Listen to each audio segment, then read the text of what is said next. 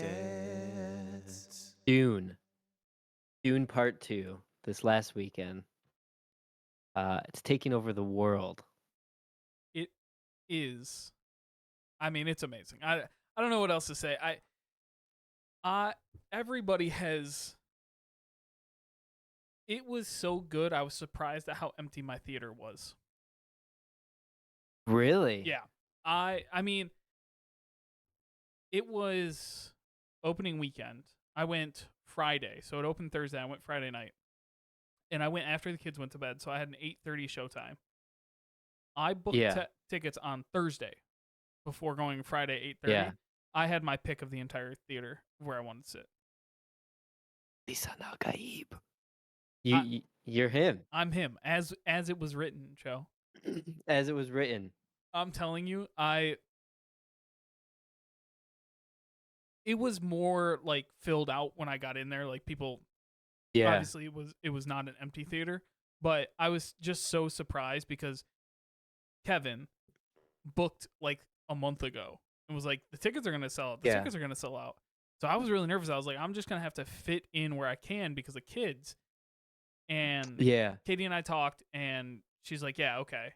At first, I was gonna go to the 6:21 and miss bedtime because they only had Right. released the Epic Showtime.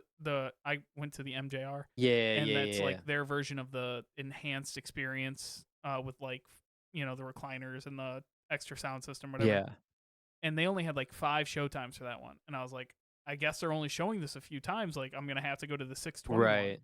And then that's when the day before, it had opened already or was opening that night, and they had released all the other showtimes, and I was like, oh, look, there's like so many better options. So, yeah, it's phenomenal. It's absolutely It's so good. it's so good. I want to go see it again because I spent too much of the movie saying this isn't really how they did it in the book. I'm surprised this is how they're doing it in the movie. Right. So I'll have to go see it again just to enjoy it as a movie. I cannot wait Yeah. to watch Dune Part 1, Dune Part 2 back to back. Oh, it's gonna be so good. It's gonna be so. I'm like, I've been picking at Dune Part 1 again, just here and there, putting it on at night. Man, that's good. And then I just keep thinking about Part 2, and I'm like, that's pretty good. I don't really remember much of the book. We read that like 2 summers ago, I think. Not only do I not remember much of the book, the second half of that book is so much of an information dump. And Yeah. they skipped a lot of that in the movie. Like I know I'm not the only one because I've seen TikToks about it.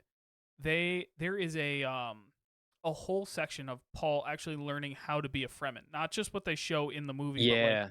a whole section of the book where like him and Stilgar are having one-on-one lessons. Chani's like actually teaching him how to do things on a regular basis, everyday life, and Paul falls in love with being a Fremen, which is why it's so hard for him to Yes. make the choice. Like he came in the movie, it felt like, okay, we're gonna take these people over and get revenge, and then suddenly Paul doesn't want to do that anymore, and then suddenly he does want to do it again, right? Like it was like a little Right. bit.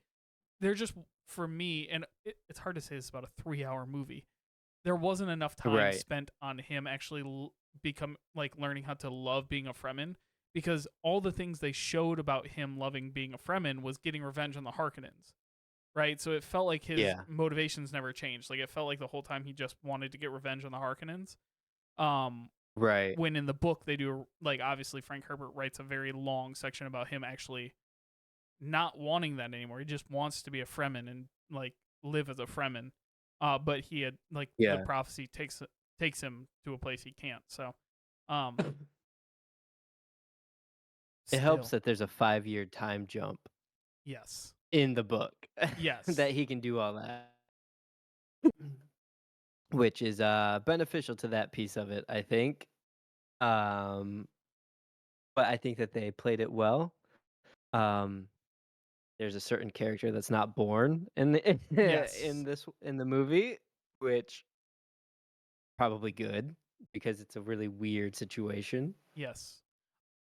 Um yeah. Question for you: we've known Yeah. about Austin Butler's casting for a long time. We've all made our jokes. Yes.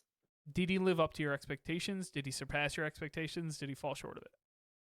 He surpassed it because my expectations were way down here. That's fair. That's fair. And the reason they were down here was because I was like, this man just wants to be Elvis for forever. Yes. But now I don't think he can do a movie where he can't do a voice. It's so funny. I had that exact same thought because for everyone, I mean, it's minor spoilers. It's like character like exposition. He copies what's his name? Stellan Skarsgård. Yeah, Stellan Skarsgård's voice in the movie. Yeah. And Stellan Skarsgård like loves it. I watched an interview of him like saying like, yeah, he like didn't check with me, he just did it and it was really good. I was like, that's great. But now he has to copy that voice, copy Stellan Skarsgård's voice. The other big thing he's in is that Masters of the Air on Apple TV, and our buddy DeRojo watched it, and I asked him, he's like, "Oh, it's the Elvis voice. He's just using the Elvis voice." So like, I've seen you in 3 things, and you've used the same voice in 2 of them, and copied another actor's voice for the 3rd one. Yeah. So maybe he's not even a good actor. Maybe it's just his voice. No, I thought he was good though. I thought Fade was done well. The only thing I don't like about Fade, Ralpha, and then we'll move on to this podcast that we do that's not a movie Dune podcast. He's so tiny. And like they have him like kicking Dave Bautista's ass. That's like the hardest part of this whole thing. Not the hardest part, but it was very shocking because they're like, "Hey, you're going to be a Harkonnen. We made the Baron is so gluttonous that he's big and fat and then yeah. Bautista's character is gluttonous in a different manner where he takes bodies and blood and things like that, and that's why he's so strong. That was the idea of it. And now you have this small skinny psycho, and it's like I just don't buy that in the sense of being a Harkonnen, right? Like he would be large, either of eating or of killing or of whatever, but he would be large because he's a rich Harkonnen, right? So yeah, that was a little jarring when you have Stellan Skarsgård, who's made up to be this huge monstrous man, and then you have Dave Bautista, who just is a huge monstrous man. Yeah. And then you have tiny little 5'11" skinny Austin Butler. Like it did make him seem more like a psycho, right? To actually get in there and do it. He was I mean, he's smart. He's smart is what he gets at. Is he's smart and he knows what he's doing. But it's good. It was a good movie. I'm glad I watched it. Definitely want to watch it again. And I'll tell you what, people out there, go read Dune Messiah because that's really gonna wrap up this I don't know what you want to call it, era of Paul Atreides. Yes. I'm gonna go to the library and pick up Children of Dune. Are you? Yeah, I'm gonna go find an audio version and listen to it because I can't sit and read. That's not for me. That's not who I am anymore. No. Yeah, you haven't sat down except to do this in years. And I tell you what, we've been here for an hour and I'm already ready to go run around and like do a lap or something. Just call me Moadib, little desert sand mouse. That's wise.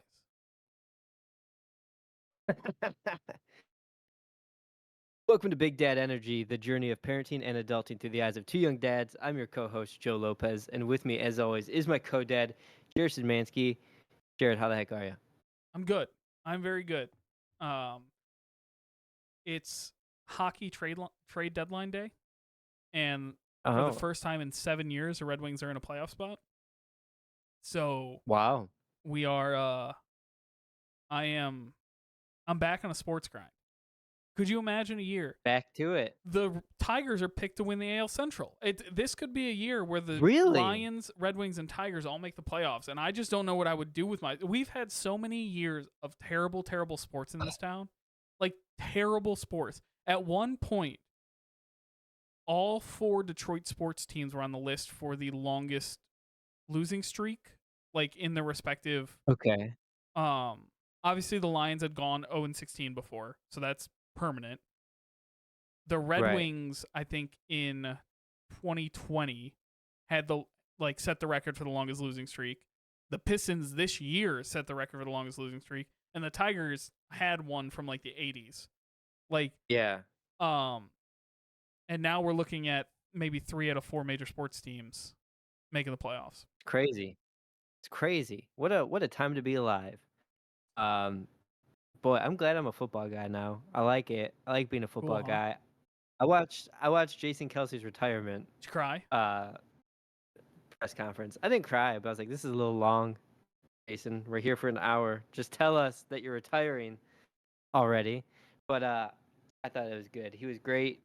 I enjoy his podcast a lot, New Heights with Jason Mm-hmm. or with Travis. Um, it's a great podcast. It's fun to watch. Um, They're fun but guys. They're yeah, very and like entertaining. for one guy, I'm like, dude, I hate you and Kevin. I'm on like the Lions Instagrams looking at their draft picks and stuff and how the combine went Mm-hmm. and stupid. I hate you guys. You love it. It's so dumb. Real quick update on the kids. How are they? They are good. I think the small one's going through a mental leap. Um, No. yeah, he's talking a ton, and then like last night, that little peek behind the curtain. We're recording again Yeah. over lunchtime on a Friday because it didn't work out throughout the week. Last night we were going to, and I was running late because he just decided he wanted to stay up an hour and a half past bedtime, and just Party decided time. that. And then, you turned into Grayson, Great. you know, Yeah. Grayson missed his nap yesterday and he was being a real jerk.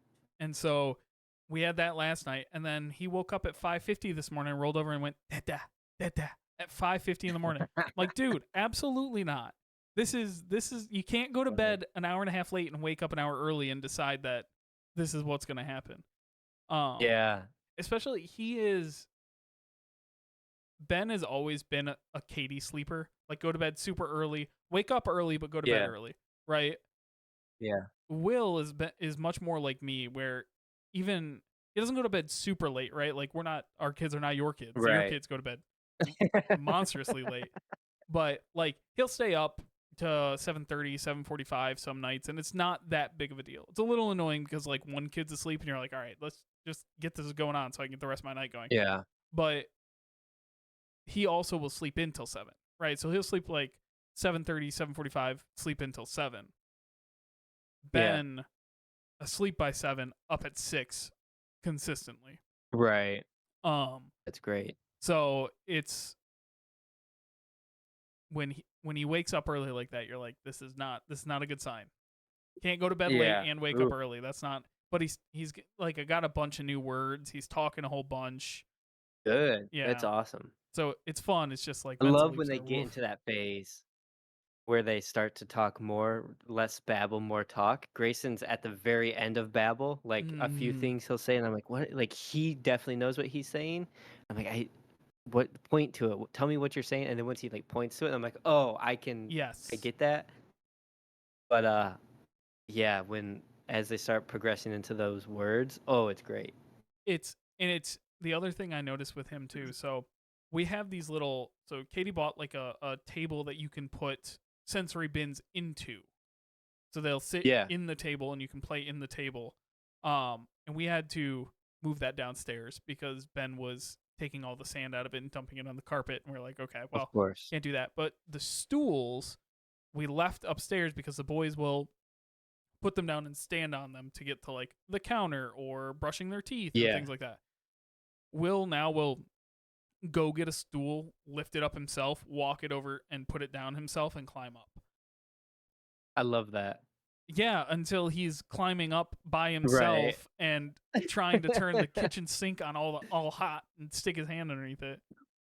Absolutely. But yeah, so That's funny. that's been good. And then Ben's just chugging along. He's having a good time. How about your Chugging kids? along. That's cool. Oh, man, Grayson's so whiny. I love this boy so much because he's so sweet and so happy, but he gets so whiny when he is tired or upset, like, he just cries Mm. and whines and mopes so much, and at night, to go to bed, he will lay in his bed and scream, for right now, it's mom. They're both in a mom phase, which is very annoying for bedtime. But Grayson will lay in bed and just be like, "No, mommy cuddle," and then drinks 18 bottles. Like Mhm. he's very whiny and like if Willow gets near him, sometimes he'll just like kind of throw his head back and be like, "Whoa, Willow," and just it's like, dude, all right, let's okay, settle down, bring it down a little bit. Um, but he's great. He's fun. He's funny. Um, but he also drinks a lot. And throughout the night, he'll drink probably, I don't know, 5 4-ounce bottles. Like he'll wake up and need a bottle to go back to bed. But because of that, he's peeing through his clothes almost every night. So every Yeah. night we're changing his bedding, we're changing his clothes, we're changing his diaper every time he gets up. So that's what's really annoying right now is this drinking a bottle because he wakes up so often. Um, that he's just peeing through everything. So we're like constantly washing his bedding and clothes all the time because he just pees through it all. Um, Cora, on the other hand, still doing well, still chugging along, still defiant as hell. At night, it's rough. We have a lot of nights of fighting her, and we've talked to her teachers about it, and her teachers have talked to her about it as well. About like, hey, you can't hit, you can't yell, you Mhm. need to listen to mommy's rules, and they don't see that Cora at all at school. Um, Oh, wow. so Cora, it's really when she's home and she's had a lot of tablet time, or she's really tired, or she doesn't want to go to bed, are like kind of the times where she's the worst. But other than that, she's pretty good. She's still smart as a whip. Yeah. That kid, she is just the smartest human. Um, yeah, they're good. They're cute. Um, yeah, and they have new fixations, which Ooh. has led me into a real quick topic today of the our top 5 saddest Disney Pixar moments. When you approached me with this, I was like, man, I haven't thought about this in a long time, right? My son watches 3 movies: Okay. Cars, Okay. um, Encanto, and Coco. Okay. Those 3 movies, Okay. and that's it. And those 3, they have moments, but they're not particularly sad movies, I don't think, And I would honestly, say. Katie doesn't like the sad Pixar movies. She doesn't like the part Mm. like we can never watch Tarzan. Just Oh, can't. no. First off, if you know my wife at all, which you do, anything involving animals getting hurt is just a no. Yeah. It's just a no fly zone. It's just not Yeah. gonna happen. So I had to really dig deep because I have not watched a sad Disney movie probably since I middle school, high school. Okay. Yeah. So I'm gonna start. I'm gonna go number 5, and I'm gonna kick it off. Yeah. Let's go into This it. is not. I did have one that watched relatively recently, and I say relatively because like I watched it in college, not in high school. Um, Yeah. I'm gonna go number 5 is Anna and Elsa's parents dying on the ship at the beginning of Frozen. Pretty bad. That's a pretty tough moment in that movie. They do at the beginning of Frozen, not to whatever. It's 10 years old now. The 10-year-old movie. Yeah.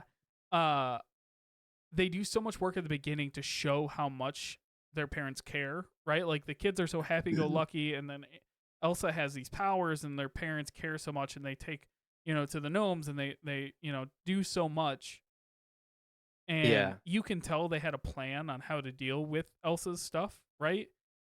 Yeah. And then they die, and the plan just kind of goes terrible because they're not there, and it's just such a sad moment. Um, and so that was number Yeah. 5 on the list. Okay. Mine is from The Good Dinosaur. Mm, Um, yeah, if have you ever seen The Good Dinosaur? a long time ago, but Okay. So mine is the moment at the very end where Arlo the dinosaur drops Spot, this little cave boy, to a new family of cave people. Okay. And they've been through this journey together, and Arlo's trying to basically um impress his family because his dad, I think, died, was hunted or something. But his dad died, and he's trying to prove that he can be part of the family and be tough and not be scared. And at the very end, so he makes his journey with this boy. At the very end, he finds these people that he realizes are going to be a better fit for Mm, Spot, the boy, than he will be. So he gives Spot to the boy, and they have a moment of just like non-verbal goodbyes, and Arlo just walks away, and it's so sad. that's very sad. And Very sad. yeah, and it's a good moment in this movie that I don't think a lot of people have seen. I So realize that's my number 5. I have not seen that movie because it's a newer movie. It's not a classic Disney Yeah, movie, probably right? within the last, like, 7 years, yeah. I have Yeah, not it's seen it, definitely not. but my nephews have seen it and warned Katie that she can't watch it. So, That's funny. well, all right. My number 4. It might Okay, feel a little low, but Andy leaving for college at the end of Toy Story 3. that's my number 4. Wow, look at us. Look at us. Uh very sad moment. I think sad Yeah, because it tied to our own childhood, right? Like absolutely. It happened in 2010, like, right as I yes. graduated high school. It Yeah. like the timing was I don't if I watch it now, I don't know if I would feel as sad, especially because I know they've milked that cow a few more times. So like Oh, it yeah. definitely lost its juice afterwards, like once they've gone back Yes. to the well. But um in the moment, it was like they waited a long time to make 3 and you're like, is this gonna work? Are you really gonna make like a powerful movie? And then they nailed it and nailed the end of it. Yeah. And like the toys are sitting on the porch waving goodbye to Andy. It just heartbreaking. Yep. Oh, I remember seeing this movie with my nieces and Kayla in 2010 and, like, being like, "Oh my god." Like, yeah, this is a moment because, yeah, he's Hmm. going off to college. I was about to go off to college. I was saying goodbye to my nieces who were 13 at that time or something like that, or 10. Maybe they were 10. Yeah, they were 10, I think. But anyway, regardless, I was saying goodbye to my nieces Hmm. who I'd been around my whole life and their whole life, and it was just this moment of me being like, "Oh God, this is so hard." Uh, So close to but home. yeah, Hits so close to home. so close. So I guess that's our number 4. Our number 4. Look at that. You wanna go with your number 3? Do you want me to? I'll hit it. Uh, Back to the well of parents dying because this happens in Pixar movies all the time. Tarzan's parents Hmm. dying at the beginning of Tarzan. Yeah. They the Tough. cruise ship sinks. They get on a lifeboat. They make it to the island. They find a treehouse. You're thinking it's gonna be great. They're gonna make it. And the jaguar Yeah. kills the parents, leaves the baby, Kills them. kills them. Uh, and yes, the gorillas pick Tarzan up, but you got to think like, what if the parents just didn't have to die, Yeah. right? What if? What if We'll never know because that jaguar ate him. ate them? So Ate him dead. very sad, uh, gut wrenching. There's a lot of points in that. A lot of parts of Tarzan I could have picked for like the most sad moment, but I felt like that one in particular was just particularly Yeah, it's pretty brutal. bad. It is. That's really bad. Phil Collins, Mm, just nailing the music in the movie. soundtrack. So good. Um, my number 3 is from Onward. Okay, I haven't Uh, seen it purely because I know it's sad. you should see Onward. It's very good. It's very you. It's about finding, like, the magic. Oh, Um, that is very me. and that's exactly what it is. It's like they're trying to find magic. These elves. Like, it's so good. It's very you. But I'm gonna spoil the end of it for you here. That's fine. Sorry. The whole point of this movie is Ian, the younger elf, I think he's an elf, wants to impress his dad who passed away right before Ian was born. Ian has an older brother named Barley who worships his dad, Mm-hmm. and they're trying to find the magic, and Ian's dad left him this crystal, and as they're doing the spell to bring Ian's dad back, it doesn't work all the way, and you have his legs are there the whole time, but like not his upper body. So at the end of it, they finally get this spell to work. And again, sorry, I'm spoiling this whole movie for you and everybody else out there. Um, but there's only a few moments to talk to their dad, and Ian finishes the spell from afar so that his older brother Barley can properly say goodbye to their dad, and he can't. And all he wanted to do was meet his dad for the first time. But Oh, Barley, who had known his dad yeah. for several years, didn't get to say a proper goodbye. So Ian gives up the moment for him to see his dad and talk to his dad, for Barley to have that closure with his dad. And for me, as a guy who lost my dad when I was 13, I Oh my saw this God. movie and I cried. I haven't cried in a movie in a long time, and this was a moment where I was like, "Holy shit!" I'm crying at this movie because it's this weird kind of closure-y. Yeah. This is something I didn't know I needed, kind of thing. So, poof, Oh, tough. It's a that's tough hard. one. Yeah. Whew. Man, Pixar. All right. Come on. Disney and Pixar, right? Because Yeah. all right, I just want to make sure because I don't think I stuck to just Pixar. I definitely didn't because this next one isn't. Number 2, Yeah. Fox and the Hound. Oh my god. When Fox has to leave. Yeah. Uh, Oh. there's literally nothing more I can say. They were a dog and a baby fox that were best friends, and the fox grows up to just not be able to live with them anymore because he's a fox, and they have to send him away into the forest. And I, there's just nothing more I can say about that. That is, if God. my number one wasn't so heartbreaking, this would be the unquestioned number one. But I think the one I have at number one is accurately put because it had a strong, like, it's something I still think about to this day. So that Fox and the Yeah. Hound, when Fox has to go, is like, Oh god. they're best friends, Joe. Poor They're best their best friends. friend.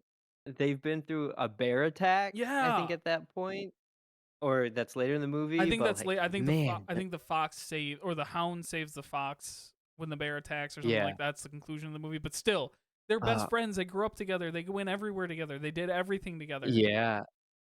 Kayla Ugh. Kayla loves that movie, and it is, and that, like, I think she likes it a lot because of how sad that moment is, and like when the dog goes like, "Oh, woo, woo, I'm a Yes, he hound howled. dog." Ah. God, Oh, such a good so movie. sad. Very sad. Very sad moment. Very sad. So my number two, and this is where what caused me to bring this up is Laura's got a fascination. Her obsession right now is Inside Out. Okay. Um, and to the point where she watched it with Kayla's parents when she stayed the night. She told Kayla's dad, "I wish I could see in my head and see my emotions." Like, oh, it's just like Wow. so cute. But Bing Bong, Bing Bong leaving and jumping off of a Mm. rocket so Joy can make it out of the chasm of like lost memories, and he fades away and just says, "Go take Riley to the moon," as he fades away. That Oh, oh, Joe, I have not seen Inside Out. Um, it's just too soon for me, or too late for me, too early for my kids. I haven't seen it yet. yeah, That sound is a TikTok sound, yeah, and I never knew where it came from. I didn't know, but it's a very sad sound, like, and how they use it. yeah. And now knowing the context beyond, like, that is heart wrenching. Bing Bong is her imaginary friend that she had growing up, and he's stepping away and like disappearing so that Joy, the main emotion, can get back up where she needs to be because they're stuck in a cavern. and Bing Bong has to jump off because he weighs too much, and fades away and says, take our girl to the moon." And it's like, oh, and Oh my gosh. Michael Giacchino does the score to the movie, and it's an amazing moment with the Mm-hmm. score that happens in this moment. It's like, oh, the music in the moment is just, oh, kills me. And Cora just like, she loves the movie, and she's like, every time it happens, she goes, Bing Bong's disappearing. I'm like, yeah, yeah, Oh he is. no. God, it's good that your wife is a psychologist or a psychiatrist because Uh, boy, yeah. Ugh, it's tough. why do Um, we do this to what's your ourselves though? number one? Why do we do this? Well, because I had this dumb idea, I and know. now we're feeling feelings. Now we're gonna be feeling It's a Friday afternoon. We're gonna be feeling feelings all day. All It is movie night. We'll see. right, what's We'll your see number? which one of our 3 movies It we is. watch tonight. There you go. Just rotate them all. Yeah, Yeah. just go through it. All right. Ours will probably be Inside Out Mine because might be niche because this was popular when I was like in middle school, and my siblings were small enough to watch Disney movies a lot. okay, I don't know how many people actually really watch this movie. Did you watch Brother Bear? okay. I never Yeah. did. See, it just was in a weird middle ground of Yeah, like for us, we were like high school aged.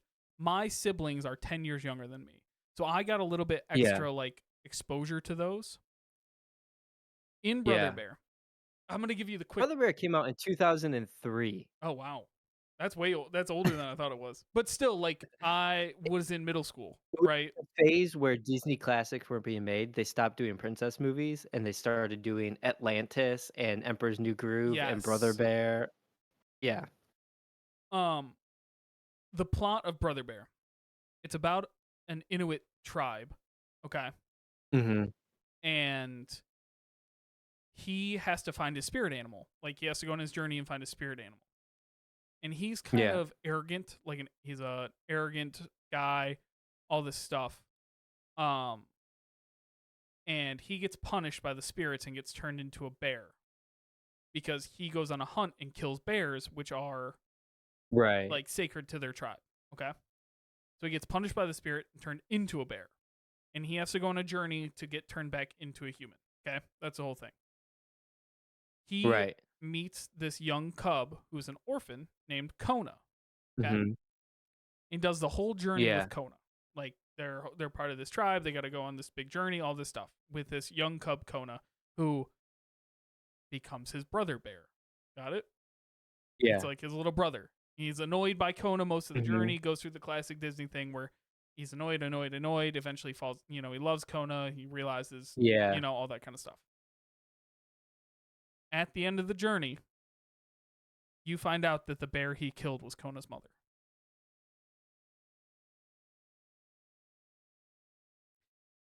Oh, no. So you fall in love, you like have a redemption arc with the main character. You fall in love with Kona. Yeah. The only thing you know about Kona is that he's an orphan and his mom's not bad. Or he doesn't know where his mom is. He doesn't know that she's dead. He doesn't know where she is. So Kona's looking for his mom, No. and I forget the main character's name. The main character is looking for how to turn back into a human. They go on this journey together. Ugh. They find Kona's mom.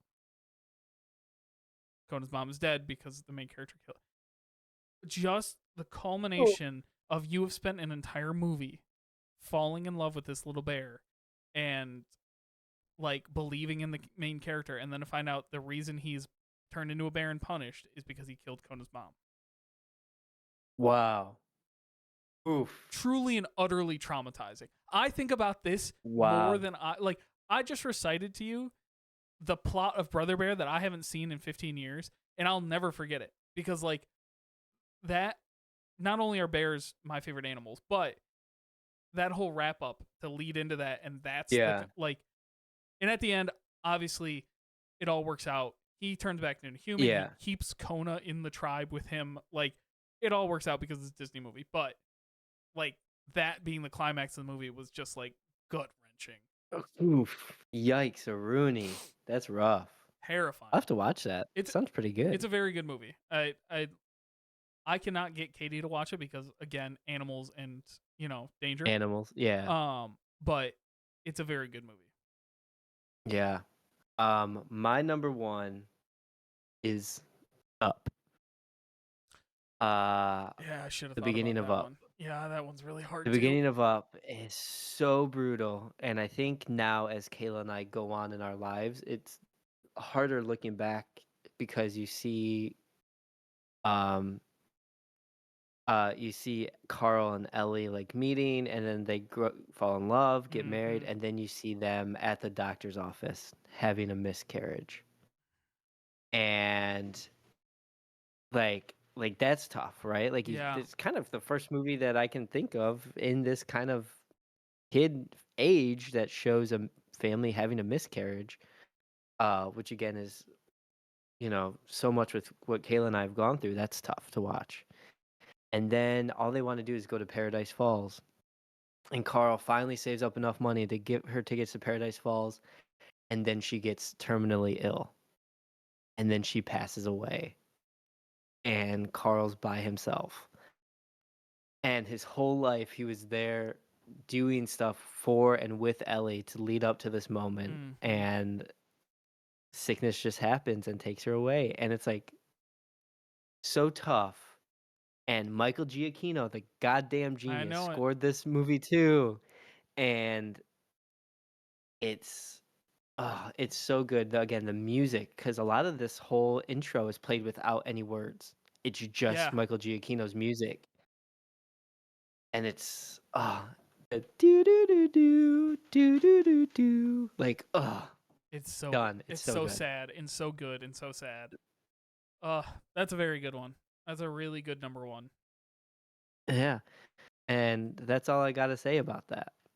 That's what we're at. I'm gonna give you an honorable mention because I think I would have replaced the Frozen one with this one, but you reminded me of Okay, something I haven't thought of in a long time.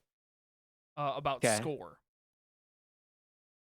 About what? about like the score of the movie Oh, playing, score. like Oh, musical score. Okay. Yeah, yeah, the yeah. music behind it being so impactful to the scene.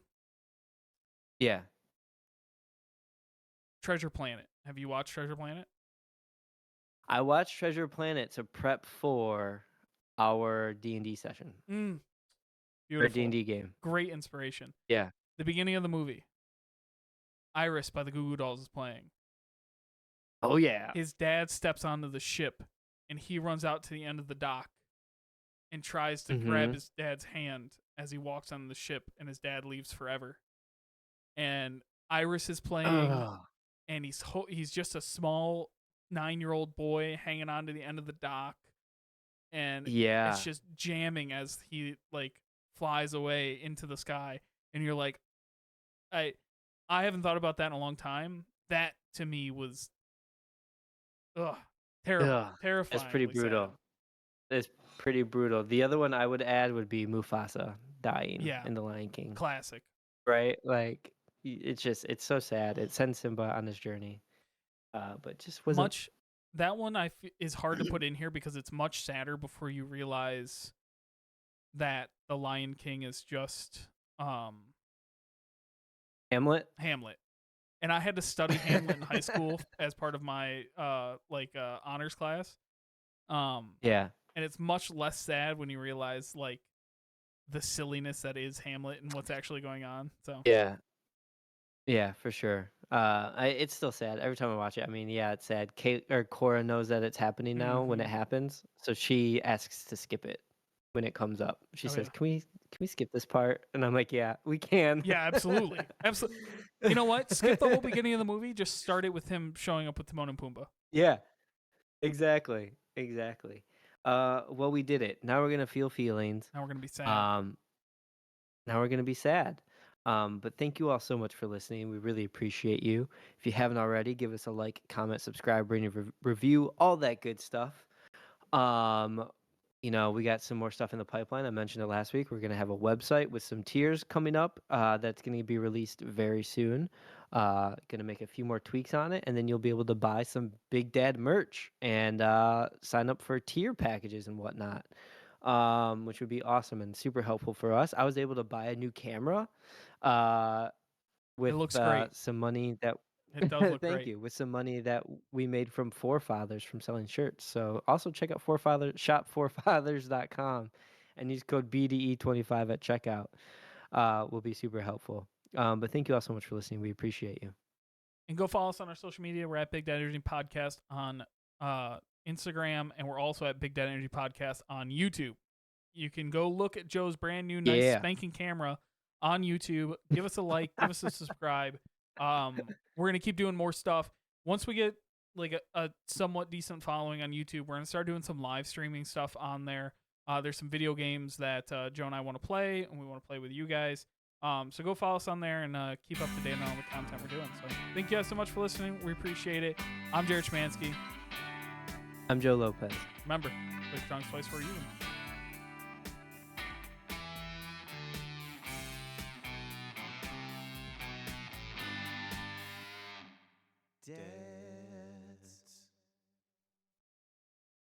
This has been a production of Planet Amp Podcast, powered by Pinecast.